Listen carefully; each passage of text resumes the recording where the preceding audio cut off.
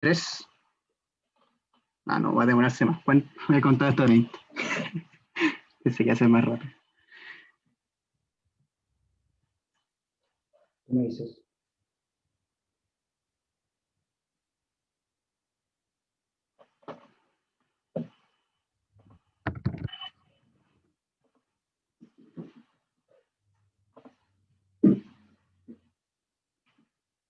¿Ya? Ya, ahora ya. Vámonos.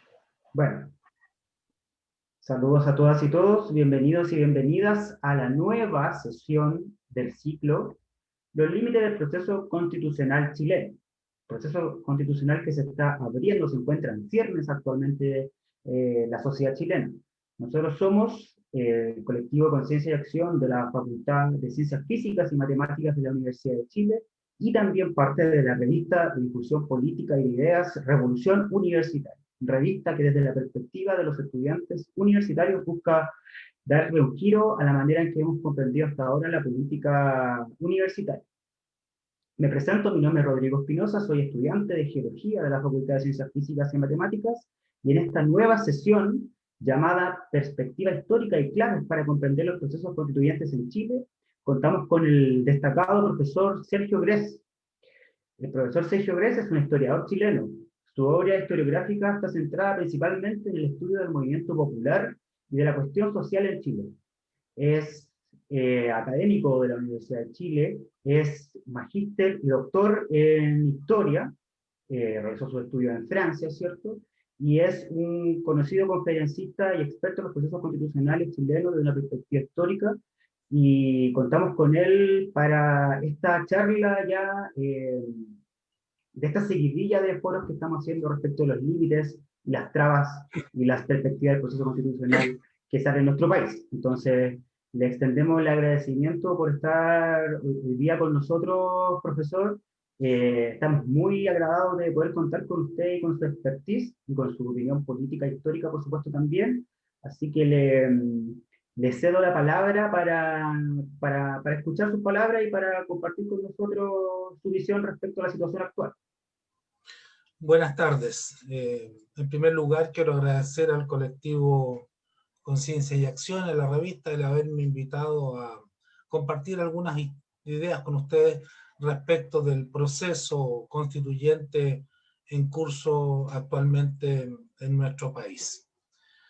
Me parece que es necesario comenzar aclarando algunos conceptos para poder entender bien lo que estamos viviendo. Se habla de un proceso constituyente.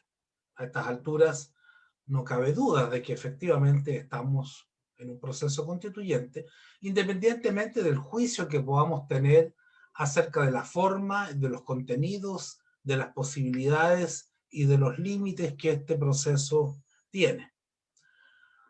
Pero plantear la idea de proceso constituyente a secas, sin más clarificaciones, no nos deja en muy buen pie para entender lo que está ocurriendo.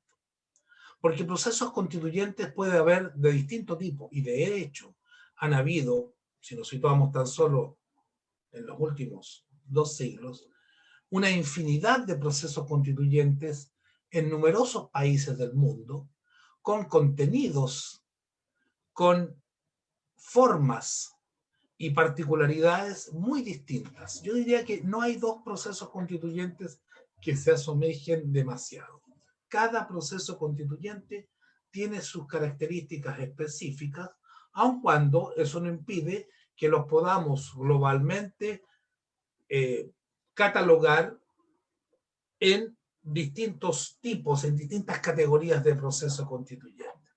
Simplificando al extremo, diríamos que en un lado están los procesos constituyentes absolutamente autoritarios, que son el resultado de una imposición de fuerza, y en el otro extremo están los procesos constituyentes perfectamente democráticos, o democráticos a lo máximo que puedan ser, esto es mediante una asamblea constituyente libre y soberana.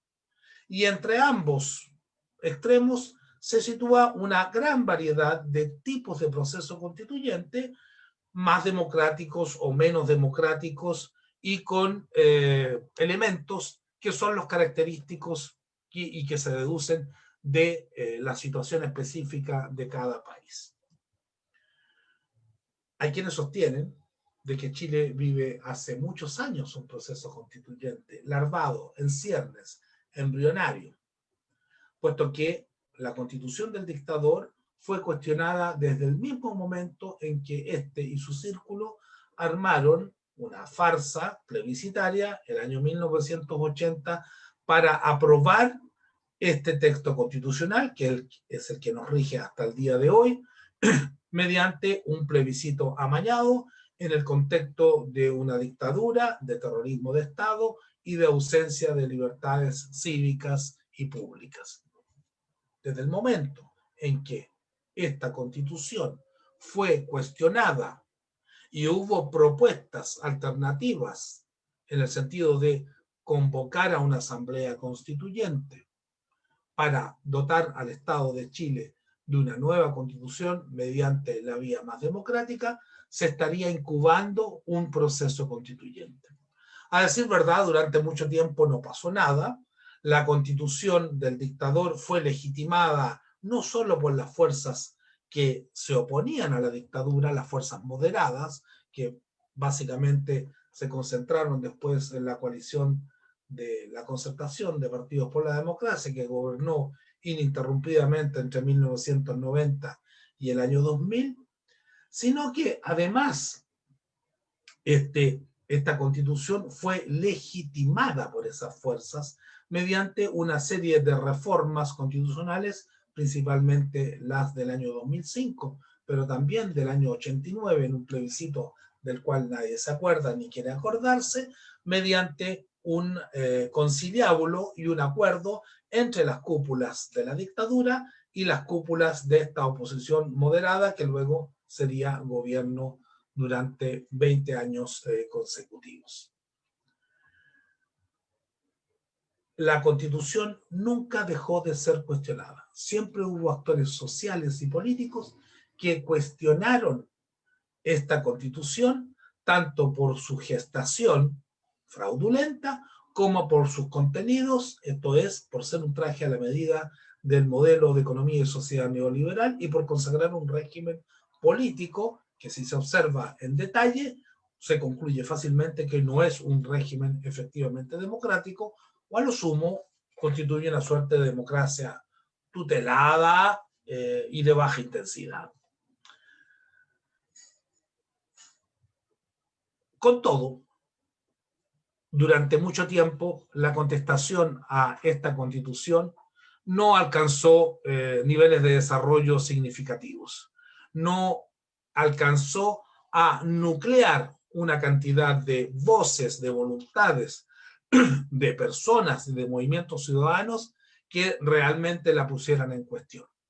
Pero pareciera ser que por ahí, por el año 2011, que fue un año de eclosión, no solo del movimiento estudiantil, no solo de el movimiento por la educación pública, que estaba compuesto, además de estudiantes, por profesores, apoderados, personal de la educación en sus distintos niveles, sino también por una serie de movimientos sociales que estallaron en el 2011, movimientos de protesta regional, como los de Magallanes, movimientos por la diversidad sexual, movimientos sociales populares de trabajadores.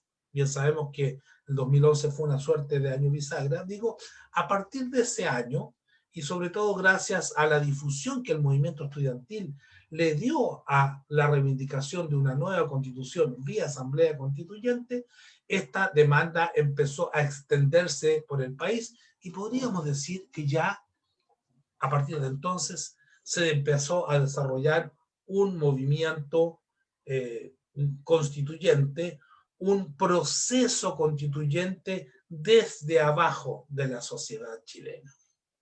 Y este proceso constituyente fue hábilmente utilizado por una coalición que se formó luego del primer gobierno de Piñera, la nueva mayoría, que como bien sabemos, fue la sumatoria de la vieja concertación más el Partido Comunista y que llevó a Bachelet nuevamente al gobierno en un segundo periodo. Y uno de los puntos prometidos por Bachelet para este gobierno era dotar a Chile de una nueva constitución, de una constitución democrática mediante métodos democráticos. Bien sabemos que esa promesa no fue cumplida y en defecto Bachelet le ofreció al país un remedio de proceso constituyente que llegado su momento lo denunciamos desde el primer instante, puesto que era un proceso constituyente formateado por el gobierno y que consistía básicamente en impedir la Asamblea Constituyente, entregándole una suerte de sucedáneo constitucional y constituyente al país que le depositaba, que ponía el protagonismo del proceso en los mismos actores políticos y en las mismas instituciones, fundamentalmente el Parlamento, que habían liderado la transición, esta eterna transición a la democracia, puesto que este proceso constituyente, de acuerdo con el diseño gubernamental, implicaba someterse a los quórums supramayoritarios que estaban ya establecidos en la constitución del dictador, particularmente el quórum de los 2/3, además de otros componentes que tuvo este remedio de proceso constituyente, que implicaban que no podía ejercerse una autonomía desde las bases sociales, desde la ciudadanía, en particular desde la ciudadanía popular, puesto que todo estaba diseñado desde arriba, desde el nombramiento de un consejo supervisor del proceso designado a dedo por la presidenta de la República, hasta el dispositivo de los cabildos ciudadanos, que eran meramente consultivos, esto es, que no obligaban nada a nadie, puesto que no tenían carácter vinculante. Bien lo sabemos, ese proceso no tuvo otro destino que el que evidentemente tenía que tener, eso era lógico de suponerlo haciendo un análisis crítico de sus componentes, y por ende, durante varios años, este proceso pareció haber terminado.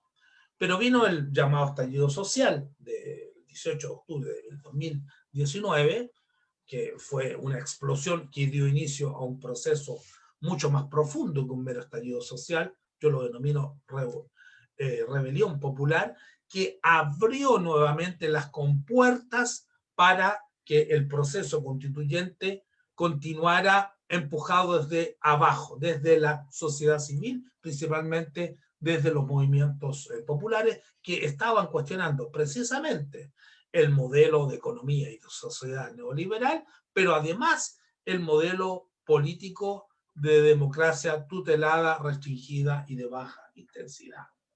Ante esta explosión social, como nunca ha ocurrido en la historia de Chile, la casta política, los sectores que han administrado el modelo, urdieron una maniobra muy inteligente destinada a desviar por un callejón sin salida esta tremenda energía social.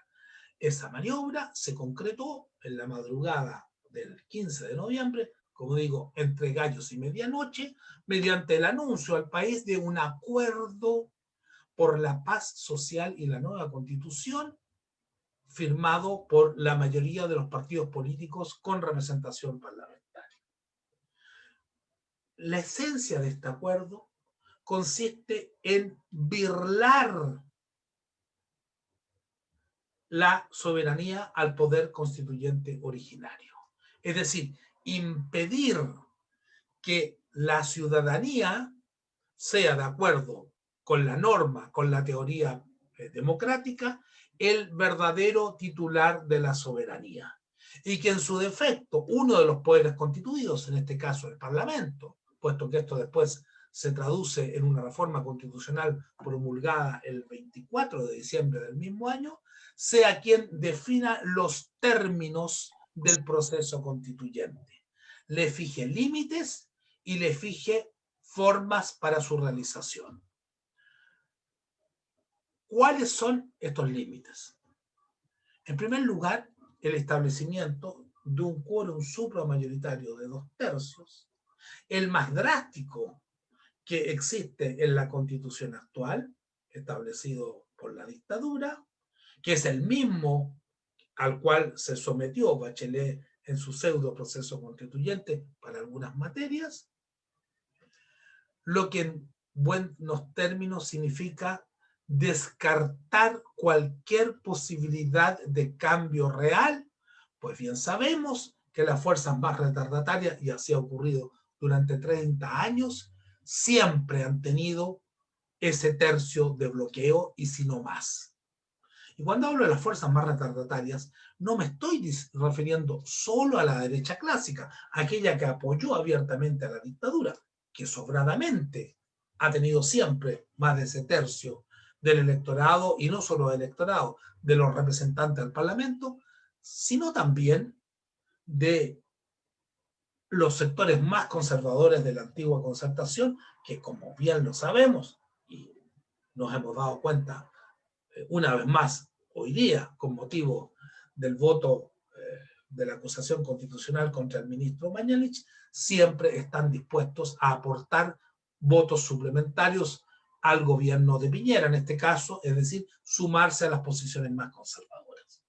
De manera tal de que el proceso constituyente está diseñado para que sí, eventualmente, si gana el apruebo, que va a ganar, se elabore una nueva constitución, pero para que esta constitución no represente un peligro para el modelo existente, no represente un peligro para los grandes intereses económicos y para la casta política. Como si fuese poco, el acuerdo del 15 de noviembre y la consecuente reforma constitucional estableció temas que no pueden ser ni siquiera discutidos por el organismo constitucional que se apruebe, ya sea convención mixta o convención constitucional. Y los temas tabú son principalmente los tratados internacionales suscritos por Chile. Alguna persona dirá, bien, Chile tiene numerosos tratados de derechos humanos, tratados internacionales. Sobre derechos humanos hay 27 tratados a nivel del sistema universal, más 12 tratados a nivel sudamericano. Pero evidentemente, quienes perpetraron el acuerdo del 15 de noviembre no tenían en mente, al poner esta valla de protección, los tratados de derechos humanos. Lo que les interesaban era otro tipo de tratados, fundamentalmente tratados de libre comercio, tratados económicos. En total, Chile tiene algo así como 407 tratados internacionales, de los cuales ya decíamos, 27 son de derechos humanos a nivel universal y 12 a nivel latinoamericano. Y el resto son distintos tipos de tratados. De libre comercio y económicos hay 29, cerca de 30. Van a ser 30 si se firma el TPP-11. ¿Qué significa esto? Significa que la Constitución futura no va a poder cambiar nada que esté resguardado por estos tratados económicos. No va a poder, por ejemplo, cambiar el modelo de AFP, porque resulta que la mayoría de las AFP está controlada por capital transnacional, por grandes transnacionales que al verse afectadas por transformaciones que apuntaran, por ejemplo, hacia la constitución de un sistema de pensiones solidario, justo, de reparto, van a alegar los tratados internacionales que protegen sus inversiones en Chile. Y así sucesivamente. De modo tal que este famoso acuerdo por la paz social y la nueva constitución,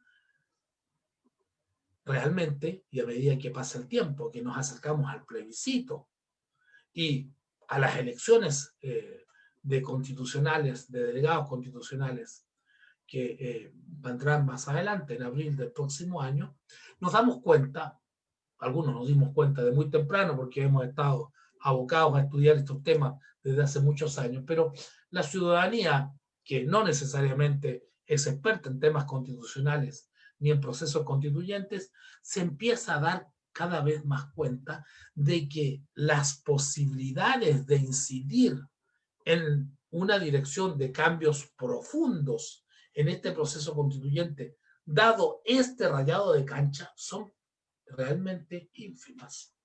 ¿Por qué?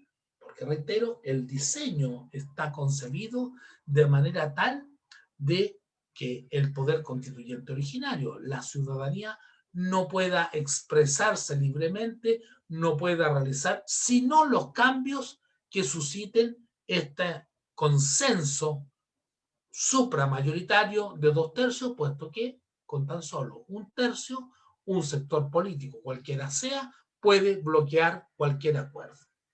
Y aquí es conveniente subrayar los argumentos, algunos de los argumentos falaces que dieron algunos de los partidarios de este acuerdo del 15 de noviembre, tanto dirigentes políticos de distintos partidos como abogados constitucionalistas.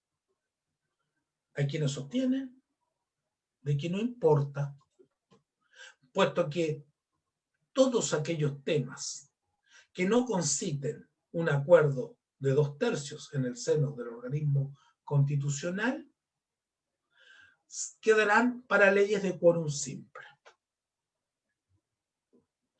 Esta es una falacia mayor.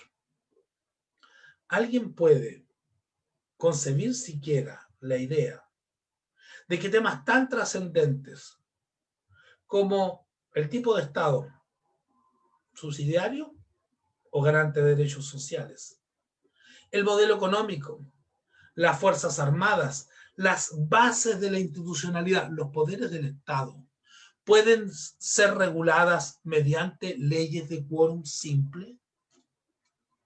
Realmente causa risa, si es que no fuera la indignación, el sentimiento que nos domina al escuchar estas barbaridades. Pongamos un ejemplo práctico. Imaginemos que el organismo constitucional, la Convención Constitucional, la Convención Mixta, está discutiendo acerca de las características y la composición del futuro Parlamento. Y ahí van a haber dos posiciones que se van a enfrentar. Los partidarios de un sistema unicameral versus los partidarios de un sistema bicameral. Es altamente probable que ninguno de los sectores que se van a enfrentar respecto a este tema alcance los 2/3 más 1 de los delegados y delegadas constitucionales.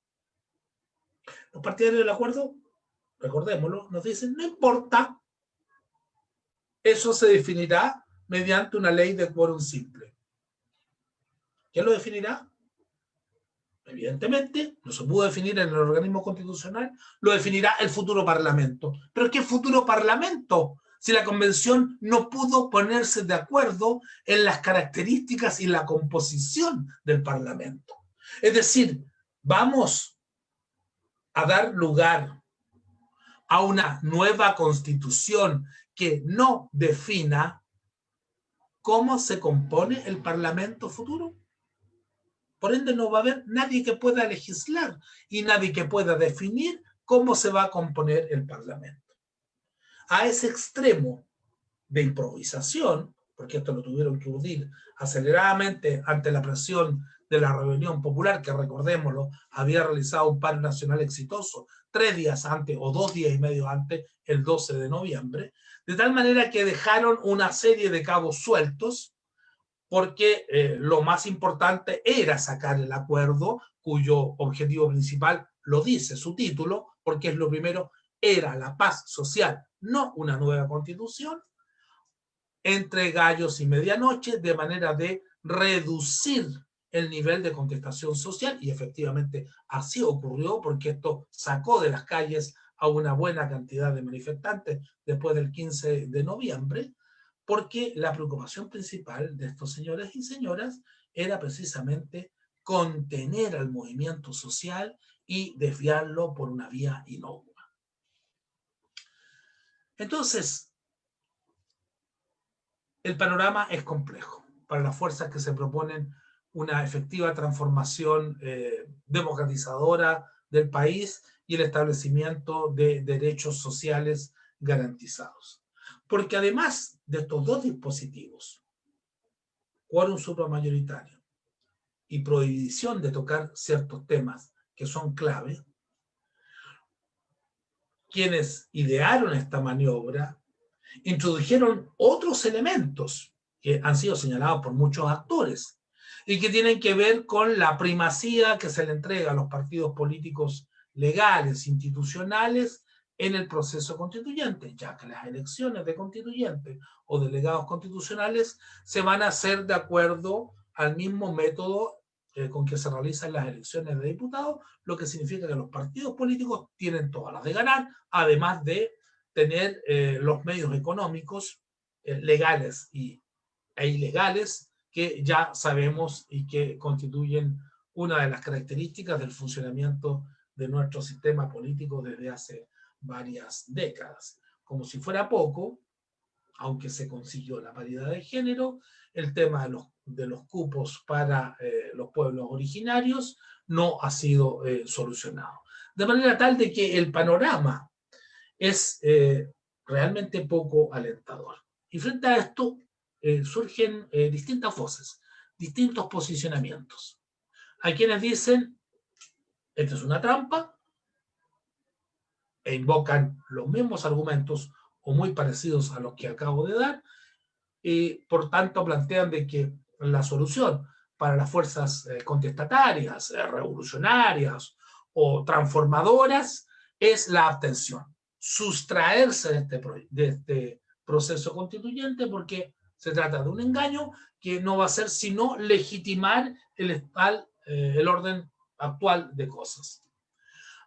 Hay otros que desde una posición más matizada nos plantean de que sí, hay que votar a prueba, porque mal que mal significa que expresar una oposición a la constitución de la dictadura, pero hay que dejar en blanco el segundo voto, puesto que la alternativa de la Asamblea Constituyente no está presente, y efectivamente no está, puesto que la Convención Constitucional, a pesar de que va a ser elegida íntegramente por la ciudadanía, no es una asamblea constituyente, porque por las razones ya expuestas no es ni libre ni soberana, por ende no hay que legitimar eso y habría que votar a prueba y en segundo lugar dejar en blanco el segundo voto o en su defecto rayar asamblea constituyente o hacer.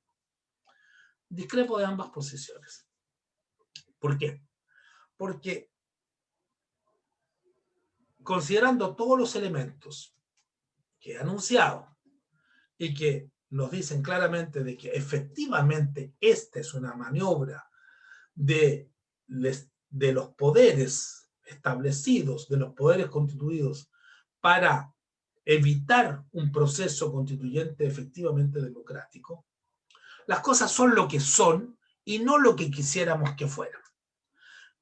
Para ilustrar mi posición, hago el ejercicio de analizar cada una de las alternativas con sus consecuencias. Evidentemente, si gana el rechazo, el proceso constituyente muere ahí. Hay quienes dicen, no importa, compañero, hay que seguir luchando. Me pregunto, ¿seguir luchando es una estrategia? ¿Es una táctica política? Seguir luchando es un concepto válido en cualquier momento de la historia. Siempre hay que seguir luchando. Siempre. Eso no constituye una estrategia política ni una táctica política. Es de una simpleza extrema. Si gana la prueba, se termina el proceso constituyente. Y toda la energía social desplegada en los últimos años, y en particular desde el 18 de octubre del 2019, se va a perder en combates de retaguardia. Porque nadie creerá que vamos a lograr una transformación estructural solamente con combates callejeros, con barricadas, con pasacalles, tirando piedras o enfrentando a la policía. Necesitamos, porque no tenemos un poder popular alternativo, porque no disponemos de la fuerza material para imponer una salida constitucional plenamente favorable a los intereses populares, necesitamos al menos un instante de legalidad de este Estado, del Estado que nos gobierna actualmente, del Estado burgués capitalista, para que esto le dé un mínimo de legitimidad a un proceso constituyente en el cual, mediante enfrentamientos políticos, se pueda seguir avanzando en función de los intereses de las grandes mayorías. Segunda alternativa, la que plantean algunos sectores. Sí, de acuerdo, votamos apruebo porque si no es favorecer a la reacción más dura, pero el segundo voto lo dejamos en blanco. ¿Por qué? Porque no está la Asamblea Constituyente. ¿Qué significa en términos prácticos?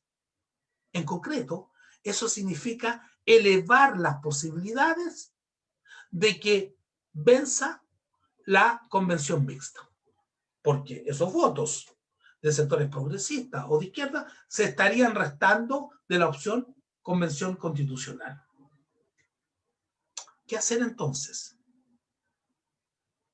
Nuestra posición, y digo nuestra, porque no es solamente mi posición personal, sino la de un pequeño núcleo de reflexión que venimos pensando estos temas desde el año 2013, el Foro por la Asamblea Constituyente, es, considerando todas estas cortapisas, considerando que la Convención Constitucional no es una Asamblea Constituyente, no es lo que queremos, pero dado el hecho de que el movimiento popular no ha tenido la fuerza para imponer su propia vía, apostamos por votar apruebo, votar convención constitucional, pero en una perspectiva de desbordar el proceso constituyente oficial.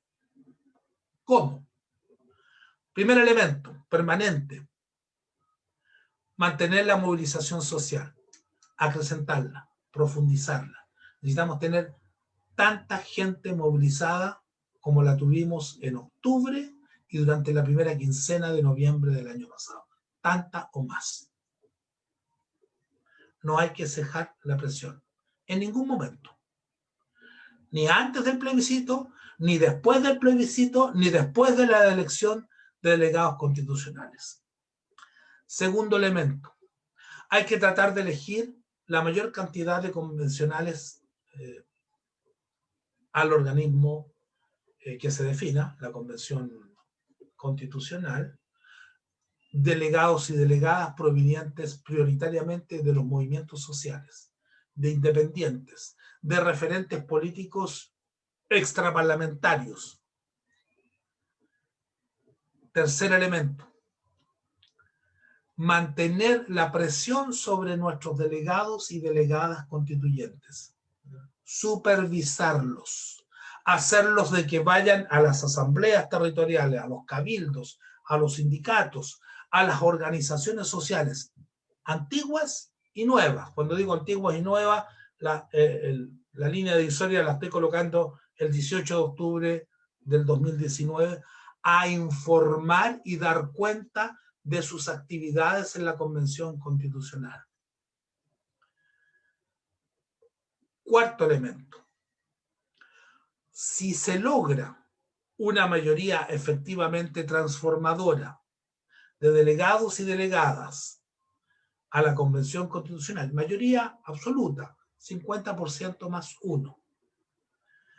Esta mayoría, si tiene la decisión política, si tiene el coraje para hacerlo, si tiene la claridad política, puede y debe declarar a la Convención Constitucional como un organismo libre y soberano, introduciendo, y esta es una propuesta que venimos formulando desde el año 2014, cuando pensábamos en la Asamblea Constituyente de nuestros sueños, el mecanismo del plebiscito intermedio para que la Convención dirima, no por sí misma, sino apelando a la ciudadanía, todos aquellos puntos en los cuales no se alcance el quórum calificado de los 2/3.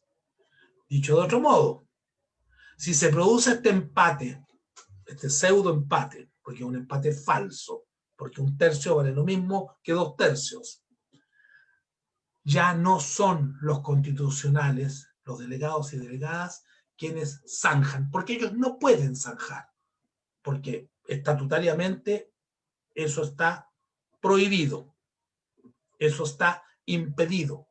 Entonces se convoca a la ciudadanía y esta no decide por 2/3, decide en base a la regla democrática, la mayoría absoluta, 50% más 1. ¿Esto significa un gran terremoto político? Sí, significa un gran terremoto político. Porque ya vemos, los sectores conservadores van a desgarrar vestiduras, van a ir al Tribunal Constitucional, van a tocar las puertas de la Corte Suprema, si es que no tocan las puertas de los cuarteles, pero para eso se necesita un pueblo movilizado y para eso se necesita la claridad y la convicción política suficiente como para incursionar en esta vía que, dada las condiciones que nos han impuesto, me parece que es la única vía posible para que el proceso constituyente no se salde una vez más en una frustración para los intereses de las grandes mayorías.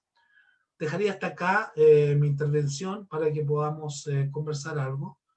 Las personas que están acá visibles en el panel me puedan formular algunas preguntas o recoger otras a través de los medios técnicos de las plataformas. Sí. Muchas gracias, profesor, por su muy ilustrativa presentación.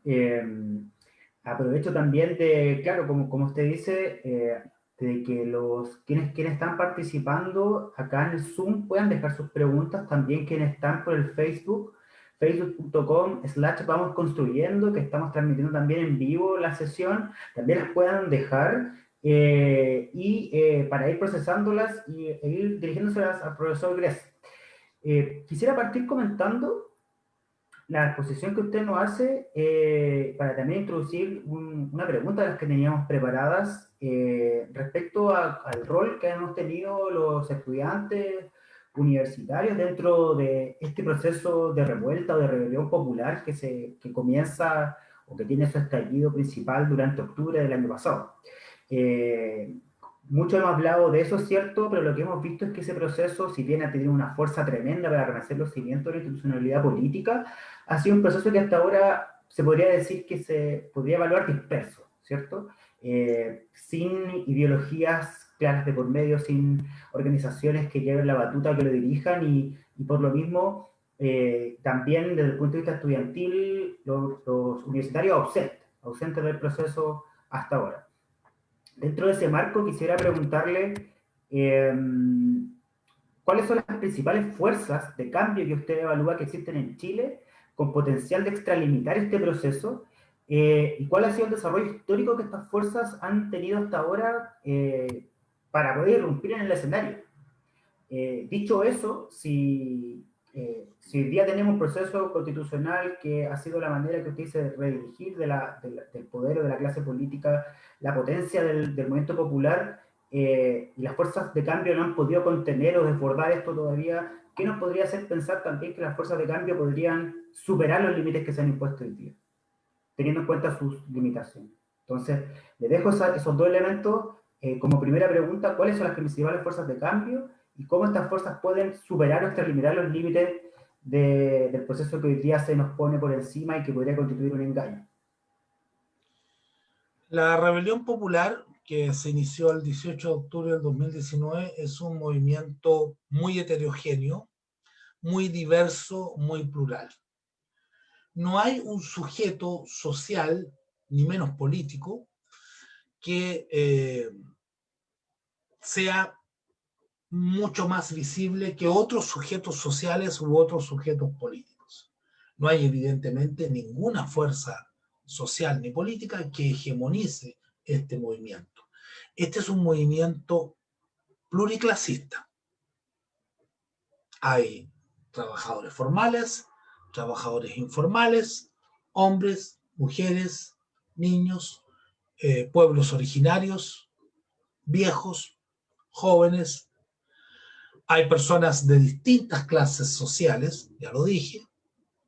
hay una pléyade de reivindicaciones que son de clase, de género, étnicas, culturales, sociales, económicas y políticas. La gran reivindicación política es la refundación democrática del Estado de Chile mediante una asamblea constituyente. Yo diría que ese es el elemento político principal que unifica todas estas reivindicaciones, que las unifica de cierta manera, puesto que todas ellas se expresan en quejas respecto de la situación actual, del modelo de economía y de sociedad, de la falta de derechos y de la falta de libertades. No hay, pues, un Estado mayor de la rebelión. ¿Quién dirigió la explosión de octubre del 2019? Nadie. Fueron las masas. Empezaron, ya que mencionaba a los estudiantes, pero los secundarios. Primero los del Instituto Nacional, luego de otros colegios, y enseguida, muy rápidamente, se sumó la gran mayoría de la población. Millones de personas salieron a las calles en octubre y en noviembre. Tuvimos la marcha o la manifestación más grande de la historia de Chile hasta ese momento. Y esto se extendió por todo el territorio nacional. Nunca antes habíamos vivido una explosión de esta magnitud. No hay un Estado mayor. Eso tiene aspectos positivos y aspectos negativos. Lo positivo lo vimos en las primeras semanas. La represión era incapaz de acabar con el movimiento, porque no había una cabeza que golpear. Había miles de cabezas, miles de centros dispersos. Por lo tanto, las fuerzas represivas del Estado no sacaban nada con apresar una cúpula dirigente, ya fuese sindical, política o de cualquier tipo, puesto que habían una enorme cantidad de focos, de incendios, por decirlo de alguna manera, que apagar.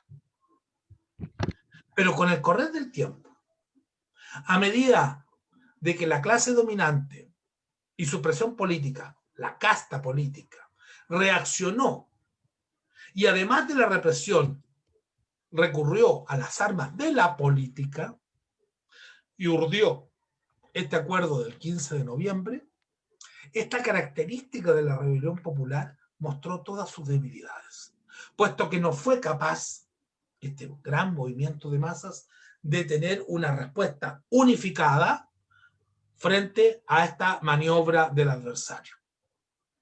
Porque no hay Estado mayor. El organismo que en algún momento pareció que podría alcanzar la categoría de tal unidad social, claramente no dio el ancho. Porque además en unidad social nunca estuvieron todos los actores. Si bien habían, al menos nominalmente, más de 100 organizaciones sociales, culturales, de género, de pueblos originarios, sindicales, en realidad la fuerza principal de ese referente la ponían 4 o 5 organizaciones sindicales. Pero nunca unidad social abarcó el universo de toda la contestación social. Hubo otros referentes sindicales, como la Central Clasista de Trabajadores, el organismo que había venido organizando los 1 de mayo alternativos durante varios años, y sobre todo una gran cantidad de organizaciones nuevas, como los cabildos y asambleas territoriales, que nunca formaron parte de unidad social, eran dispersos. Y entonces este movimiento no pudo tener una respuesta. No supo qué responder. Sigamos peleando, dijeron muchos, dijimos mucho. Y seguimos en la calle. Pero eso no es una respuesta política suficiente. Se necesita una estrategia, se necesita una conducción, una direccionalidad política. Salir a la calle, protestar, lanzar consignas, enfrentar a la policía, crear cierto ambiente de caos, de desorden, de ingobernabilidad. Bien, bien, a veces es necesario en la historia, pero no es suficiente. Con eso no conquistas el poder. Con eso solo no construyes poder. Entonces, la heterogeneidad y la falta de dirección política del movimiento, y no me estoy refiriendo a un partido, a una dirección ultracentralizada, me refiero a consensos esenciales que permitan apuntar en un mismo sentido, ha sido un factor de debilidad del movimiento social. Yo me preguntaba, ¿qué rol han jugado los estudiantes? Yo creo que los estudiantes secundarios jugaron un gran rol en el inicio del movimiento. Ellos fueron la chispa que encendió la pradera, pero me parece que el estudiantado, y sobre todo el estudiantado universitario como tal, a través de sus organizaciones, sus federaciones estudiantiles, no ha jugado un gran rol. Han habido muchos estudiantes, que duda cabe. Una parte de ellos, me imagino, conforman la primera línea. Pero la primera línea no solamente está formada por estudiantes universitarios, hay secundarios, hay jóvenes de pobladores que jamás han pisado la universidad, hay jóvenes trabajadores, hay personas que no son tan jóvenes también. Y las federaciones estudiantiles, aparte de firmar algunos comunicados y adherir a algunos llamamientos, no se han visto muy presentes en las calles, como federaciones, como organizaciones. El grueso de los manifestantes son jóvenes, o por lo menos una buena parte, pero eso no quiere decir que estén concurriendo a las protestas y a las movilizaciones en tanto estudiantes convocados por sus organismos propios, como son los centros de alumnos o las federaciones estudiantiles. Es tal vez una percepción de afuera, no sé si ustedes compartirán esa idea. Sí, sin duda hemos asistido a un proceso en el cual los estudiantes universitarios, podemos hablar de esa vereda, ¿cierto? Estamos en deuda y hemos estado ajenos. Lo hemos visto, pero tal como usted dice, yo comparto que hemos participado de manera acotada, firmando simplemente comunicados, pero no hemos sido un actor catalizador de la movilización. Esta ha sido espontánea, los estudiantes han participado por sí mismos, pero no agrupados en organizaciones que los puedan dirigir con fuerza. Y eso es algo que, por lo menos desde el punto de vista de nosotros y nosotras como organización política, queremos dar vuelta, porque el estudiante popular, el estudiante universitario como parte del movimiento popular debería tener un rol. Quería agregar, bueno, nos están llegando muchas preguntas, estamos juntándolas para unificar criterios. Tenemos algunas de Facebook que las estamos resumiendo en la siguiente pregunta.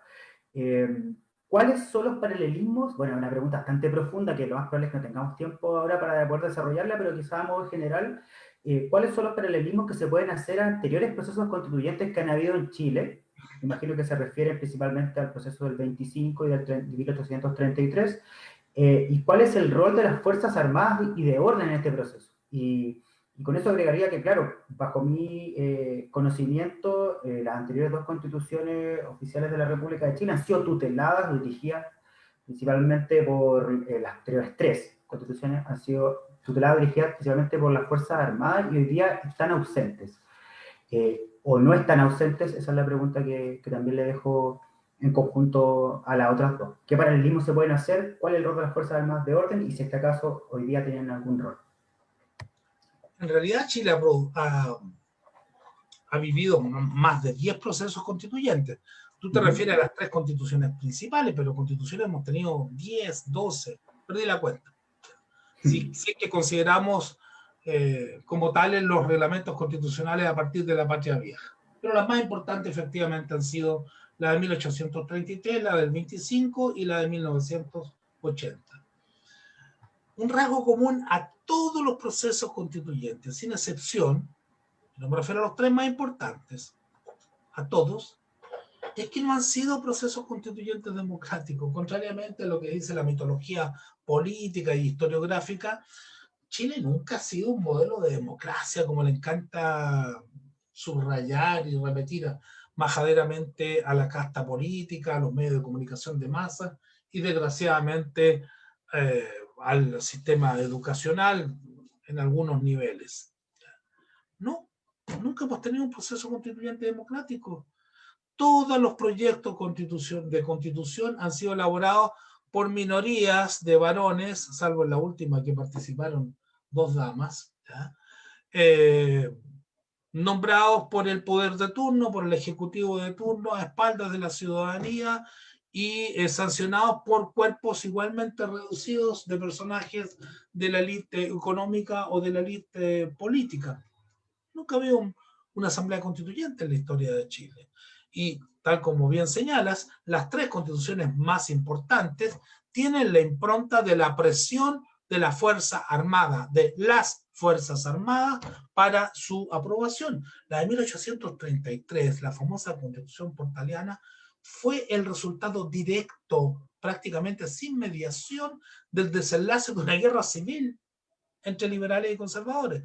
Vencen los conservadores, el sector más retardatario, cuyo líder era don Diego Portales y el general Prieto, en la batalla del Lircay, y 2 años y medio, 3 años más tarde, se da origen a una constitución en la cual participan fundamentalmente los partidarios del régimen, porque buena parte de los liberales derrotados en Lircay andaba arrancándose, estaba escondido, otros habían partido al exilio o simplemente no se atrevían o no estaban en condiciones de conformar una oposición eficaz en el seno del Congreso Nacional. La Constitución de 1925 fue también el resultado de una maniobra política del presidente Alessandri Palma, con apoyo del comandante en jefe del ejército. En realidad, en la época, el nombre oficial era Inspector General de Armas del Ejército, pero es lo mismo que el comandante en jefe de la actualidad, en un proceso constituyente absolutamente controlado por el Ejecutivo, puesto que a pesar de que había prometido una asamblea constituyente, no cumplió su palabra, formó a dedo, como se suele hacer en la historia de Chile, 2 comisiones constituyentes. De estas 2 funcionó solo una, que la presidió el propio presidente Alessandri, pero incluso como en esta comisión habían reticencias por parte de los representantes de partidos políticos, porque ahí estuvieron todos, porque nombró a dedo a Alessandri desde conservadores hasta un par de comunistas, que estaban en absoluta minoría. Estamos hablando del año 25, pocos meses después del suicidio de Luis Emilio Recabarren, y como había una oposición desde los conservadores hasta los comunistas al proyecto presidencialista de constitución que tenía Alessandri, un día dio un golpe de fuerza, convocó al número 1 del ejército y les hizo saber a los constituyentes que los hombres de armas estaban muy preocupados porque la cosa no avanzaba, no prosperaba el proyecto del presidente de la República, es decir, los amenazó con un tercer golpe de Estado en menos de un año, de manera apenas velada, porque los militares habían dado golpe en septiembre del año 24, en enero del mismo año 25, y estamos en esta reunión a 23 de julio del mismo año 25. Y entonces, con tan solo un mes de anticipación, sin un debate nacional, evidentemente, se convocó al reducido cuerpo electoral de la época, creo que eran como 300 y tantas mil personas. No votaban las mujeres, no votaban las personas que tenían entre 18 y 21 años de edad, no votaban los analfabetos, es decir, era muy poca gente, un cuerpo electoral exclusivamente masculino y letrado, además, letrado, puesto que una de las condiciones era saber leer y escribir, lo que incluía a grandes sectores de la población, en un plebiscito en que no participó ni siquiera el 45%, fue 44 y algo del cuerpo electoral, el porcentaje que participó, se aprobó por una inmensa mayoría, evidentemente, de votos, el proyecto presidencialista de Alessandri, la Constitución del 25, que es considerada como la más democrática de la historia de Chile, pero con la presión del ejército y con estas maniobras palaciegas de Alessandri.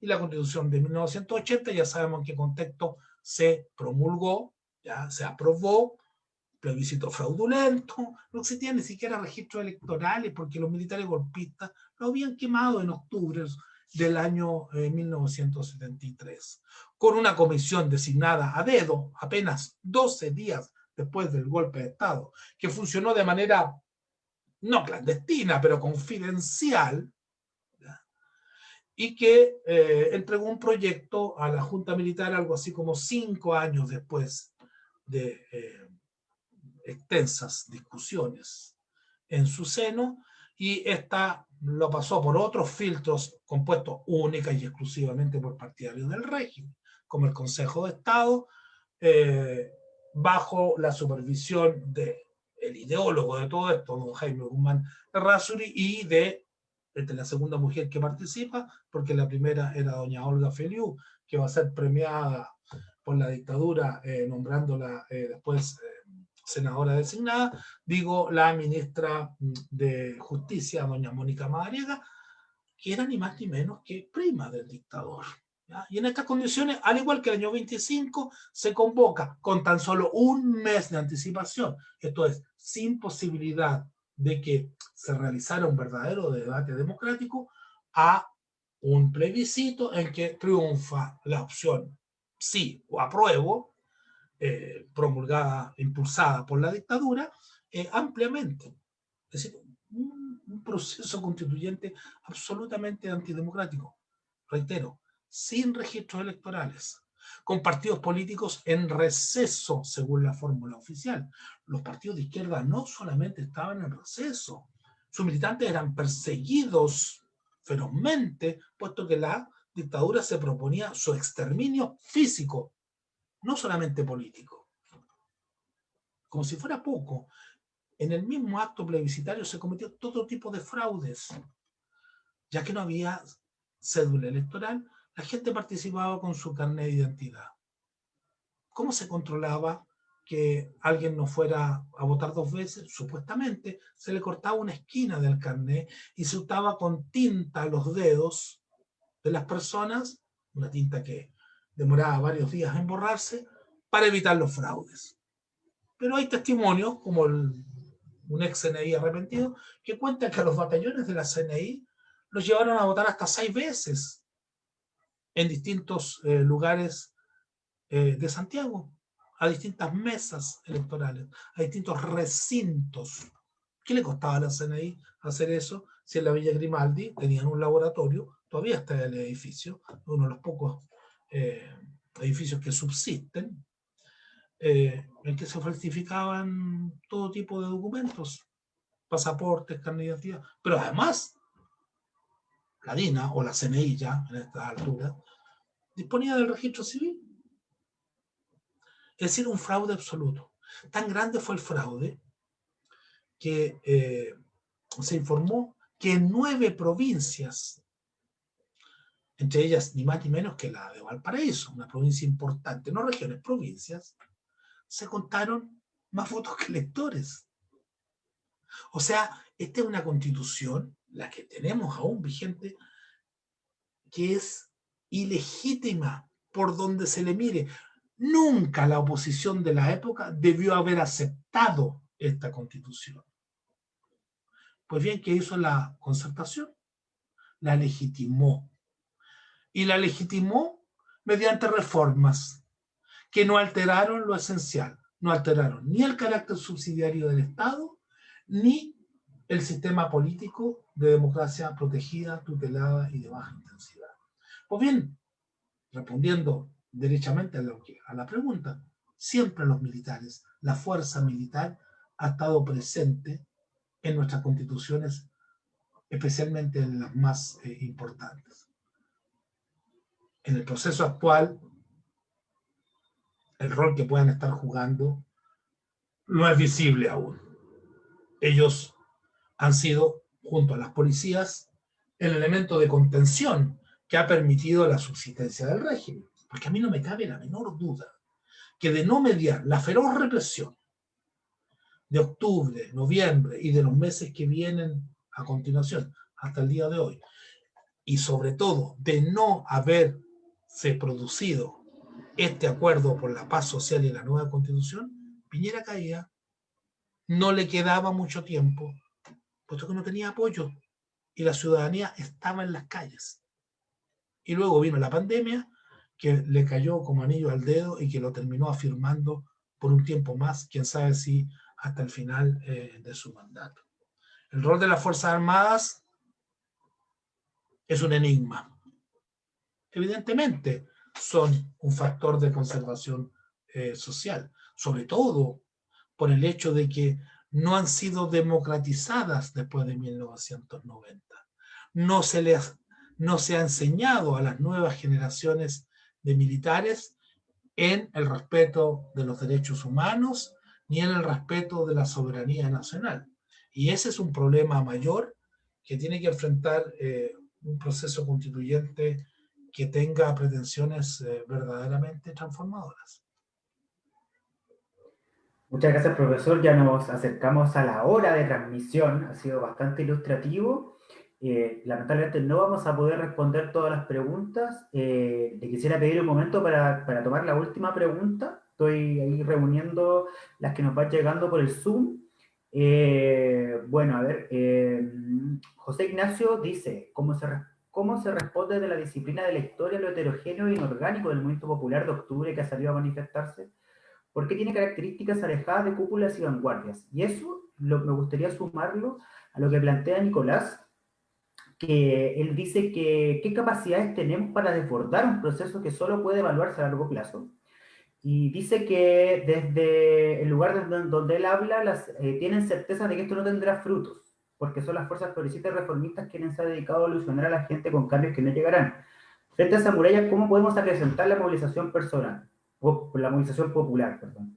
Y esas cosas las reúno para sintetizar diciendo que al menos nosotros tenemos la lectura de que claramente, tal como usted ha dicho, este proceso constitucional se ha hecho para mantener controlada la movilización popular que ha desbordado el poder constituido y que estuvo muy cerca de hacerle un daño bastante relevante a la autoridad presidencial. Sin embargo, eso se vela al poner el coto que significa el acuerdo por la paz y la nueva constitución, y hoy día el pueblo está dividido dentro de su dispersión entre quienes aprueban, quienes no aprueban y deciden abstenerse del proceso, puesto que lo consideran un engaño.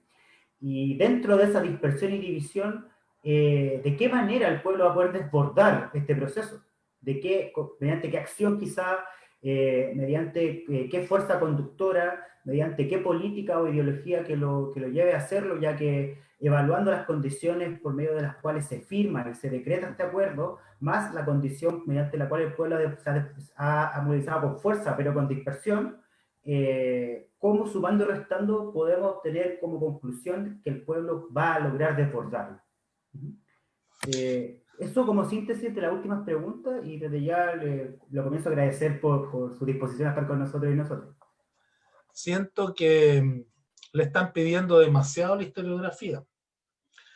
Las respuestas a esos problemas se dan no desde la historia, se dan desde la política, y desde la política actual. La historia pasada, entendida como la sucesión de hechos a través del tiempo, no puede servir para entender la realidad, entender por qué la realidad actual es como es, y para sacar insumos para la construcción de alternativas, pero no nos puede dar la respuesta. Cada tiempo, cada generación, cada coyuntura, cada problema histórico necesita respuestas puntuales, necesita respuestas precisas respecto de los problemas que se le plantean. No podemos hacer un copiar y pegar de la historia para dar solución a los problemas actuales. Por lo tanto, reitero, me están pidiendo demasiado. Le están pidiendo demasiado a la historia. La respuesta tenemos que construirla colectivamente. No la puede dar una persona o un grupo de iluminados. A lo sumo, quienes manejamos cierto conocimiento histórico o de las ciencias sociales, podemos entregar elementos que son orientadores o pueden servir de insumos, pero la construcción de las alternativas tenemos que hacerlo entre todos, entre todas las personas que participamos de determinados movimientos. Solo la práctica social nos puede dar una respuesta. Yo he tratado de plantear algunas propuestas políticas como la continuidad de la movilización social, el fortalecimiento de las organizaciones populares, el plebiscito intermedio como una fórmula para destrabar el impas que se va a formar, que se va a provocar apenas se reúna la Convención Constitucional, pero ni siquiera estoy seguro de que eso pueda dar resultado.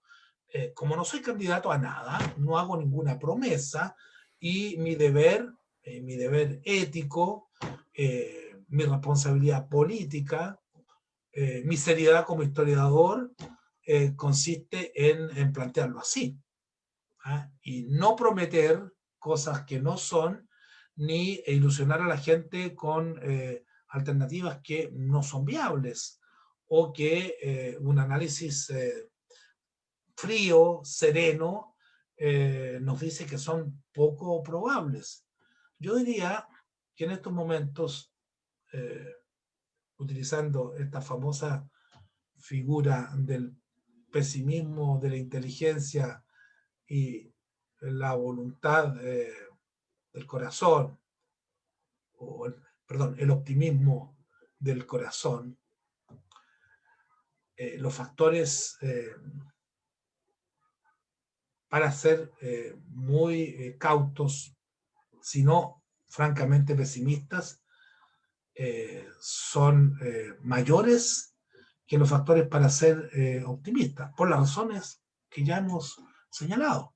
Porque no hay claridad política, no hay unidad política en el campo popular, porque estamos divididos, porque el enemigo logró meter esta cuña. Mire, el problema del plebiscito es un factor de división muy grande. Hay muchas organizaciones políticas y sociales populares que no han sido capaces de adoptar una política única, unitaria, respecto de esta coyuntura. Por ejemplo, la Coordinadora de Asambleas Territoriales, la CAT, de Santiago, no tiene una postura, porque hay partidarios de votar a prueba de Convención Constitucional y partidarios de la abstención. Entonces, en ese escenario, resulta muy difícil y arriesgado imaginar una salida, imaginar un escenario, porque todo es fluido, todo es cambiante, porque estamos en una circunstancia que nunca antes habíamos vivido. El factor pandemia es un elemento casi determinante de la situación política. Nos mantuvo durante casi 6 meses encerrados. Las movilizaciones sociales bajaron a un punto mínimo. Gran parte de la agitación social y política se ha realizado durante estos meses a través de Internet. Las calles se han vaciado. Recién está empezando a rearticularse esto. Recién se está iniciando un proceso de movilizaciones. No sabemos cuál va a ser el efecto del plebiscito. ¿Qué ocurrirá si gana, como es altamente probable, la opción apruebo y la Convención Constitucional? ¿Eso mandará a la gente a sus casas a la espera de que la Convención solucione los problemas? Ese sería un gran error. ¿O eso va a generar una ola de entusiasmo que va a mover a la gente a seguir presionando, a seguir presente en las calles? Pero esa respuesta no la puedo dar. Los historiadores tratamos de analizar bien el pasado, pero el pasado llega hasta ahora, hasta este segundo. Pero no tenemos la bola de cristal que nos permita prever el futuro. A lo más podemos, al igual que otros cientistas sociales, diseñar grandes líneas, definir lo que son las tendencias, pero no más que eso. Siento desilusionarlos si alguien esperaba tener de acá la respuesta, el instructivo para llegar y aplicar, pero no es nuestro rol. Y quien pretenda aparentar de que tiene la respuesta exacta y tiene el instructivo, me parece que es un estafador. Muchas gracias, profesor, por esas palabras finales. Justamente creo que nos vamos todos con la tarea que usted también deja pendiente con sus palabras de finalización, ¿cierto? Seguir reflexionando, seguir discutiendo, seguir informándose, estudiando y además organizándose como este pueblo rebelde, insurgente, que ha salido a la calle para cuestionar los cimientos de la sociedad en la cual estamos hoy día, pero que tiene muchas tareas por delante, muchas tareas pendientes y muchas tareas que completar para lograr constituirse como una fuerza de transformación de la sociedad. Ese es también el llamado que estamos haciendo como organización, como colectivo Conciencia y Acción de la Facultad de Ciencias Físicas y Matemáticas, como revista Revolución Universitaria, que aprovecho de invitarlos e invitarlas a revisar en nuestro sitio web www.revolucionuniversitaria.com los artículos de análisis político que estamos emitiendo respecto al balance que hacemos de la situación actual, los límites del proceso constitucional, como también seguirnos en nuestras redes sociales, Facebook, Vamos Construyendo, Instagram, Conciencia y Acción _FCFM, para seguir también participando en esta secuencia de ciclos. Los aprovecho de comunicar que el jueves este mismo jueves a las 7 de la tarde continuamos con la charla, con la conferencia del profesor Rafael Agacino, con el cual le seguiremos analizando los límites del acuerdo por la paz y la nueva constitución y ver y seguir discutiendo en torno a cuál es la posición que este pueblo popular, este pueblo, ¿cierto? Este pueblo Bueno, ¿por rebelde, qué es tan este inorgánico? pueblo popular insurgente puede posicionarse con la capacidad de revolucionar las estructuras que hoy día nos rigen, que son profundamente injustas, profundamente desiguales y profundamente indignas para las y los trabajadores, las y los pobladores y toda la sociedad que busca una vida mejor. Así que le vuelvo a agradecer por su participación, por estar con nosotros y nosotras. No sé si quiere traer unas palabras finales. Sí, mis agradecimientos al colectivo, a todas las personas que han estado presentes y simplemente decirles que tenemos que usar nuestras cabezas, tenemos que pensar por nosotros mismos. No podemos esperar que nos traigan la solución. No hay Mesías, no hay salvadores. O el pueblo se salva por sí mismo o no se salva. Y eso implica luchar, continuar presionando, pero también pensar, diseñar estrategias políticas, diseñar programas, diseñar alternativas. Hay que evitar caer en los fundamentalismos del todo o nada. Hay que desarrollar políticas que permitan la acumulación. Es altamente probable que este proceso constituyente no culmine con la sociedad de nuestros sueños. Es lo más probable. Pero el pueblo ya sería ganador si consigue algunos cambios, si consigue, así sea, al menos la conquista de algunos derechos nominales. ¿Para qué? Para tener un mejor escenario para poder seguir luchando. La lucha va a continuar toda la vida, no hay lucha final. Si algo he aprendido en política a lo largo de muchos años, de muchas décadas de estar metido en el movimiento social, es precisamente eso, no hay lucha final. Contrariamente a lo que creíamos durante jóvenes, cuando éramos jóvenes, de manera un tanto ilusa, muy idealista, siempre va a haber lucha, siempre va a haber por algo que luchar, siempre van a haber imperfecciones en la sociedad, siempre van a haber injusticias. Se trata de ir reduciéndolas, se trata de ir haciendo que las grandes masas, los sectores mayoritarios de la sociedad, vayan conquistando posiciones de poder, que no son solamente las posiciones institucionales, son también la hegemonía cultural, la hegemonía moral, para estar en mejor pie para construir la sociedad justa, igualitaria que tenemos en nuestras cabezas, algunos desde hace mucho tiempo y otros en función de su edad desde periodos más recientes. Así que ese es mi saludo, mi estímulo y también mi deseo.